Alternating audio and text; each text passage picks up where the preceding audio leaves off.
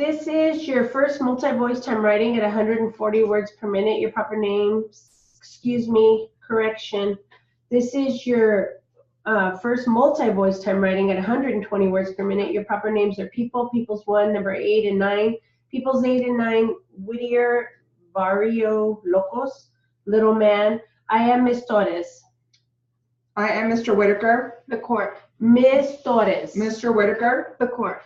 It is going to be all colloquy, and it is going to begin with the court. Ready? You can cross-examine him on that too. Thank you. Your Honor, I would ask then for the jury instruction on providing late discovery and to advise the jury that in the jury instruction that discovery was provided at the time during the trial. All right. We'll take care of that when we get to jury instructions, I suppose. Your Honor, just for the record, I didn't have this information. I can't provide information I don't have. I gave her back, as she said, in June, statements by our witness. If I find out about some stuff, I found out about it Friday. I gave her the information today. I'm not withholding any information, just as her witnesses were giving us new information today that we hadn't heard before and hadn't made new police reports. So I guess I should ask for the same instruction that she's interested in.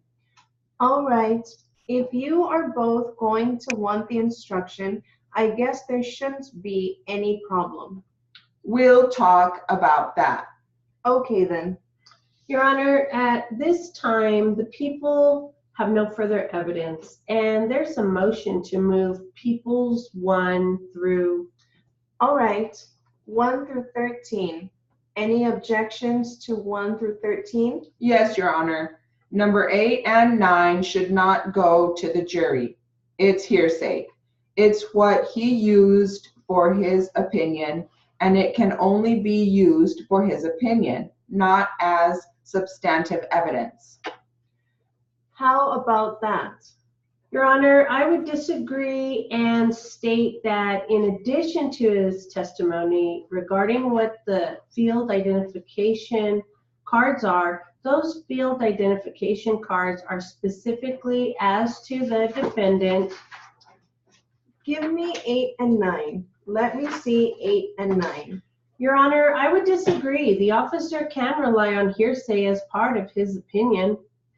The jury should be able to accept Peoples or see Peoples 8 and 9 when considering the officer's opinion, and he testified that those are the field identification cards used by officers out in the field in the regular course of business, and that he identifies or that he reviews those cards on a regular basis, and specifically as to this defendant, that he had reviewed those cards to make sure they were accurate and checked them for accuracies.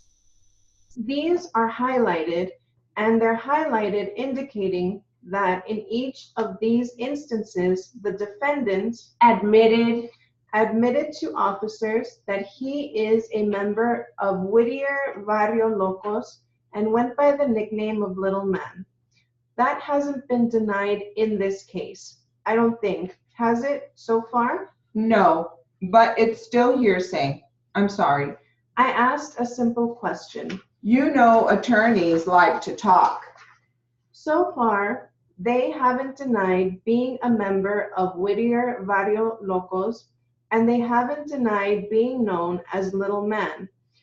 And all this does is indicate that he's been stopped a lot of times by the police, apparently. So if in fact it comes out that they're contesting that he's a member of Whittier Barrio Locos, or contesting that he goes by the moniker Little Man, these momentarily at this point will, the objection is sustained, But if that becomes an issue, then I suppose these can come in also as an admission too. If we get to that point, If that's the relevance of these, it just shows he's been stopped 6 times by the officers. And that he admits to being Whittier Vario Locos. Yeah, there's no issue on that right now.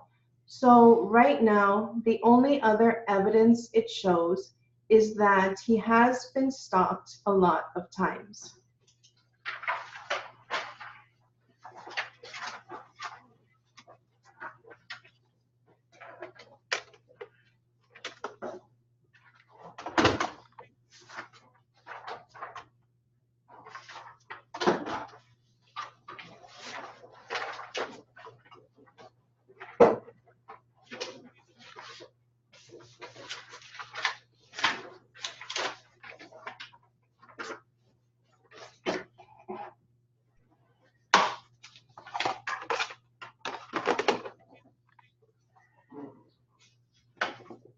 Okay, this is your second multi-voice time writing at 120 words per minute. Your proper names are Lampus versus Harvard, Mr. Glees, Mr. Jones, Jones's, Bedwell versus the state of Oregon, Chips versus the city of La Roche, Louisiana, Bedwell versus Oregon, Gerald Bedwell and state of Oregon. I am Mr. Williams. the witness, Is it Capstein? Mr. Capstein. Mr. Williams. the witness, Mr. Capstein. It is going to be all colloquy, and it is going to begin with Mr. Capstein. No, excuse me. Oh, it is going to begin with me, Mr. Williams. Ready? You won't be out of this in a couple of days. This could be an extended thing. It could go on for years. What are you, right out of school? No way. I'm just saying, in the nature of this type of case, this will be an extended thing. You can delay all you want. You can shove the video thing in the jury's face, but all they'll see is your client's insensitivity and intolerance.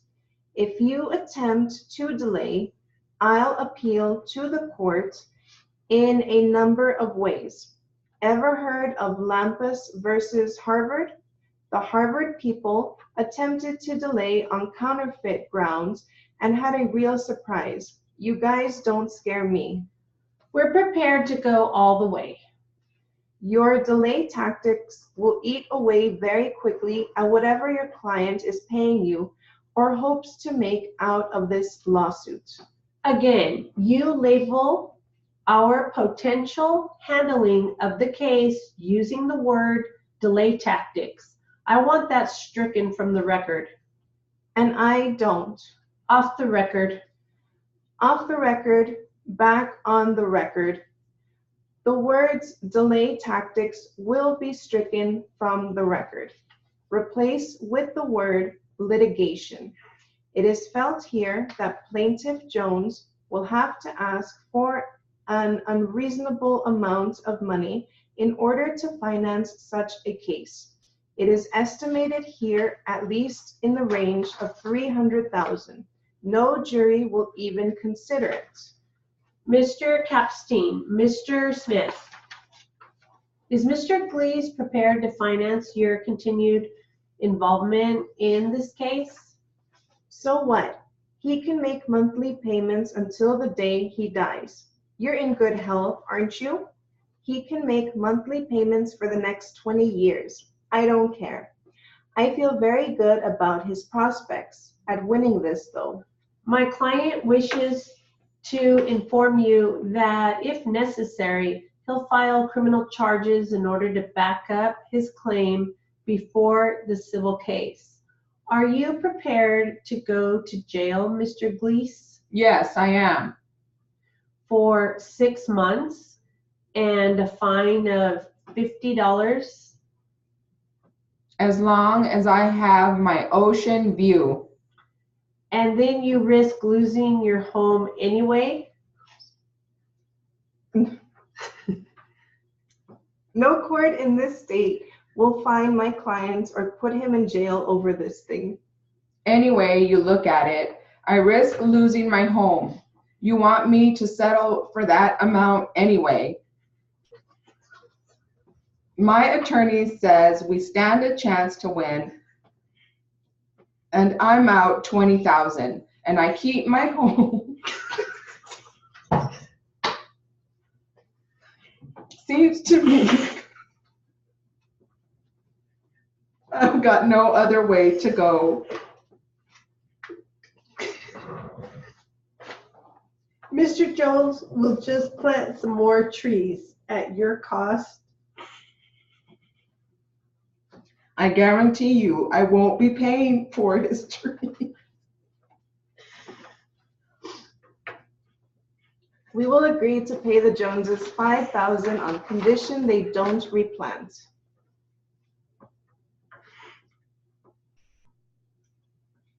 They might come down to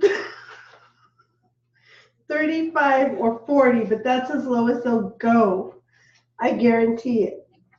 We potentially will sue to keep the trees out. On what grounds? The right of my client to freely enjoy his home as he purchased it. Your clients are violating Mr. Gleese's civil rights. If you plant again and his view is obstructed, it will radically reduce the selling value of his home, and we definitely will sue in that regard. I cite Bedwell versus the state of Oregon as to civil rights violations, and Chips versus the city of La Roche, Louisiana, as to lost value of property. Bedwell versus Oregon. Gerald Bedwell fought private developers and the state of Oregon to halt development of a single-family home because it altered the view of the Bedwell property where his cows were grazing. He couldn't see his cows. I should stop the recording, right? Mm-hmm.